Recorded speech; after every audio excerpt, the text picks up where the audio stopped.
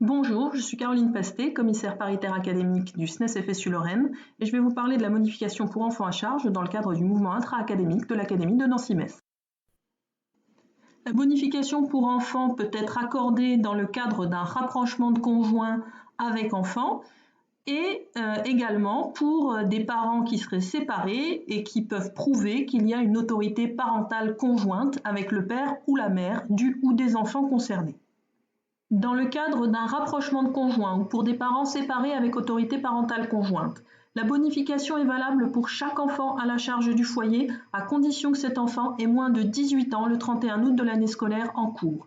Cette bonification est également valable s'il ne s'agit pas de vos enfants, mais de ceux de votre conjoint, à la condition qu'ils apparaissent sur votre avis d'imposition commune. La bonification est également accordée pour un enfant à naître, à condition qu'il soit né avant le 31 août de l'année scolaire en cours. Une bonification pour les parents isolés exerçant l'autorité parentale seule peut être accordée. C'est un cas très particulier, nous vous invitons donc à nous contacter pour que nous vous aidions à formuler votre demande.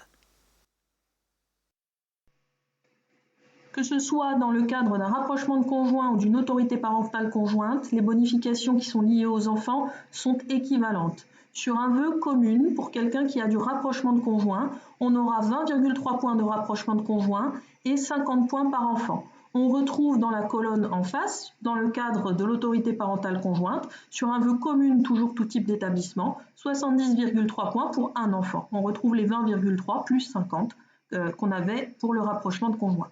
Pour des vœux plus larges de type regroupement de communes, départements, académies, ZR, etc., on va retrouver le même principe pour le rapprochement de conjoints 100,3 plus 50 points par enfant et dans le cadre de l'autorité parentale conjointe, directement 150,3 points pour un enfant et à chaque fois, dans les deux situations, on va rajouter 50 points pour un enfant supplémentaire.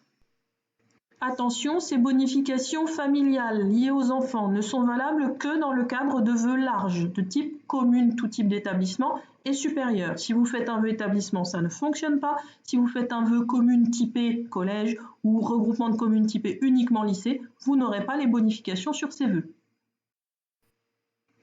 Pour obtenir la bonification liée aux enfants, vous aurez bien évidemment des pièces justificatives à fournir et dans un premier temps, il s'agit de toutes les pièces liées à la preuve du rapprochement de conjoints ou de l'autorité parentale conjointe. Pour mieux comprendre, je vous invite à regarder la capsule où nous expliquons le principe du rapprochement de conjoints.